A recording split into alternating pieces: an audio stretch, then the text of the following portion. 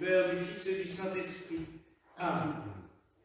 Mes très chers frères et sœurs, nous célébrons aujourd'hui la fête de Notre-Dame de Lorette, ou, si l'on prend son nom complet, la fête de la translation de la Sainte Maison de Nazareth à Lorette. Voilà, c'est plus complet, et on a presque tout l'historique dans le nom, parce que c'est vraiment cette chose que l'on peut qualifier de prodigieuse, qui s'est produite au début du XIIIe siècle avec la maison de Nazareth. Cette maison où Marie et Joseph ont vécu, cette maison où l'enfant Jésus a grandi avec ses parents. Cette maison, Dieu a voulu la préserver des attaques, des pillages, des destructions. Ainsi, à un moment où l'on pensait que tout était perdu à Nazareth et qu'on risquait de perdre cette ville de Terre Sainte au profit de l'Empire ottoman, ils ne savaient pas que quelques temps après, les croisades allaient libérer la Palestine. Donc, au moment où on croyait que tout allait être perdu, le Seigneur a voulu sauver sa maison. Certains diront que c'est par les anges. Certains diront que c'est un prince qui s'appelle Nicéphore Ange, qui aurait démonté cette maison et l'aurait transportée. Alors c'est vrai que ça serait plus logique, parce que l'on se dit, on voit mal les anges tout d'un coup prendre cette maison, l'emmener dans les cieux et la transporter ainsi en Italie, sachant qu'elle va faire une halte en Croatie pendant 2 ans avant de repartir. Mais, et c'est là où c'est encore plus, j'allais dire, drôle, c'est les scientifiques qui vont accréditer plus facilement le miracle que nous, chrétiens. Parce que pendant plus de 500 ans, on va dire, on a cru vraiment au transport par les anges pendant 200 ans, 300, mais depuis le reste du temps, on croit plus volontiers à la théorie du prince Nicéphore Ange, puisqu'il y avait en effet à Byzance des princes qui s'appelaient de leur nom de famille Ange. Mais depuis une 60aine d'années, de nombreuses analyses ont été faites par les scientifiques sur la maison de Nazareth, qui est donc maintenant à Lorette, en Italie, pas très loin de Rome. Nous avons là un bâtiment de 3 côtés. On se dit, tiens, pourquoi ils n'ont pas emmené le 4e mur? Tout simplement parce qu'à Nazareth, les maisons étaient semi-troglodytiques. Ainsi, il y avait 3 murs, on construisait une espèce d'appendice devant la grotte pour faire une pièce de plus, mais on se servait aussi des pièces existantes. Ces 3 murs, quand on les observe, les mesure, coïncident parfaitement avec la grotte dite de la maison de Nazareth, à Nazareth actuellement, dans la crypte de la basilique du même nom. Parfaitement. On a analysé le mortier de la maison. Il est bourré de pollen de Palestine. C'est-à-dire que l'on n'a pas remonté la maison pierre par pierre, il y a toujours le mortier d'origine. Or, ce mortier, si on tapote un peu une pierre avec un marteau, le mortier s'effrite et tombe en lambeaux. Donc totalement impossible de déraciner la maison et de la promener comme ça.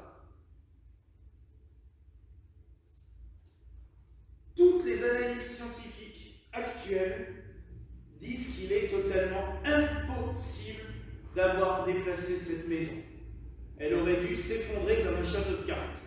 Ou alors, elle aurait pu être démontée en effet pièce par pièce, remontée, mais alors les mortiers devraient être un mortier italien du XIIIe siècle, mais en aucun cas un mortier de la Terre Sainte du siècle avant Jésus-Christ, ou de sa période. Totalement impossible. Donc, nous avons là un mystère, parmi tant d'autres, vous allez me dire, dans l'Église, mais peut-être que nous pouvons le considérer comme une grâce. Pourquoi une telle grâce?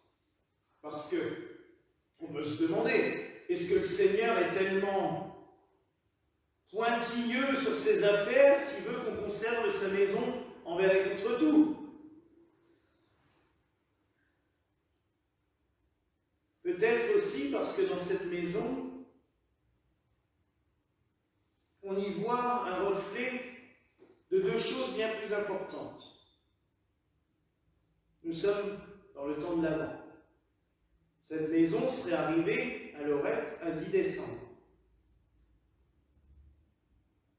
Une maison où le Seigneur a habité, préservée de toute attaque et de tout danger. Est-ce que ça ne vous rappelle pas quelque chose? Avant-hier, nous avons célébré l'Immaculée Conception. Marie n'est-elle pas, elle aussi, la maison de Dieu? Dieu vit en elle et elle a été, pour cela, préservée de toute attaque, du péché, mais aussi de la corruption et de la destruction, puisque la croyance de l'Église veut qu'elle ait été assomptionnée, prise corps et âme dans les cieux. Est-ce que la maison de Lorette n'est pas tout simplement une image de Marie? Deuxièmement, nous appelons autre chose la maison de Dieu, l'Église universelle. Depuis 2000 ans, Dieu sait que l'Église a subi toutes les attaques possibles et inimaginables, de l'extérieur mais aussi de l'intérieur. Et pourtant, l'Église demeure toujours, parce que Dieu y habite. Enfin, il y a une troisième demeure de Dieu, auquel nous pouvons penser en étudiant la maison de Lorette et en la contemplant. C'est nous. Nous sommes la maison de Dieu. Dieu, par son esprit, habite en nous. Quand nous recevons la Sainte Communion, le corps et le sang du Christ, il vient demeurer et habiter en nous. Et Dieu veut nous préserver de la destruction. Alors là, ce n'est pas physique chez nous, mais mental, spirituel, puisque notre âme est éternelle et elle est appelée à s'élever dans la lumière des cieux invisibles, comme nous disons dans la liturgie. La Sainte Maison de Lorette, c'est un mystère énorme, non seulement par le phénomène qui s'est produit, mais surtout par toutes les clés que le Seigneur nous donne pour notre vie de tous les jours. Parce que nous sommes la maison de Dieu, nous avons aussi le devoir de la préserver nous-mêmes, en l'entretenant, en ne la massacrant pas joyeusement, en la préparant régulièrement pour la venue du Seigneur. Alors oui, mes frères et sœurs, en méditant ce soir sur cette sainte maison de Lorette, pensons à toutes ces demeures que le Seigneur a dans le monde. Pensons aussi, toujours, et ça surtout ne l'oublions jamais parce que c'est primordial, crucial, important, que nous sommes la demeure de Dieu. Nous sommes aussi sa sainte maison.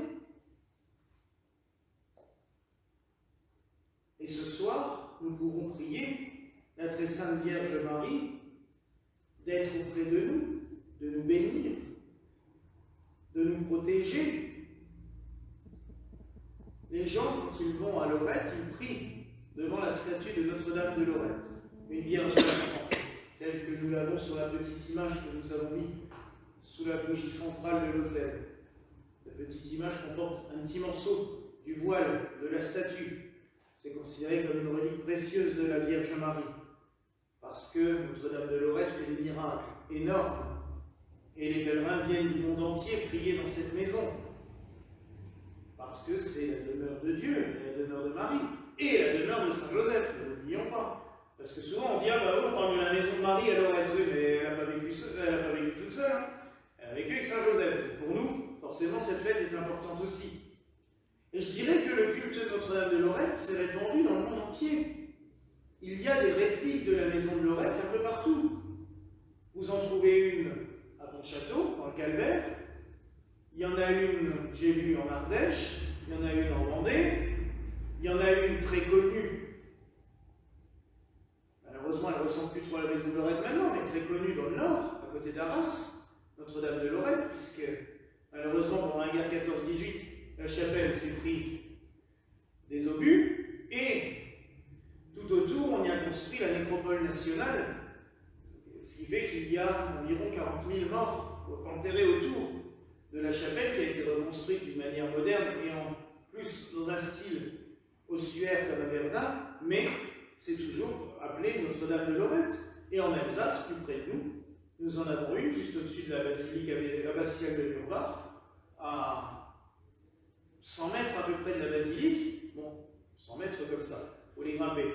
Mais quand vous rentrez dedans, c'est impressionnant parce que c'est exactement la réplique de la maison de Lorette. Vous avez la petite pièce d'entrée et derrière la salle, ce qu'on appelait la salle commune, qui sert de chapelle. Alors oui, mes frères et sœurs, ne négligeons pas la fête d'aujourd'hui. Célébrons la sainte maison du Seigneur, la sainte maison de la Sainte Famille. Noël approche. Marie porte l'enfant dans son sein. Elle est la maison du Seigneur.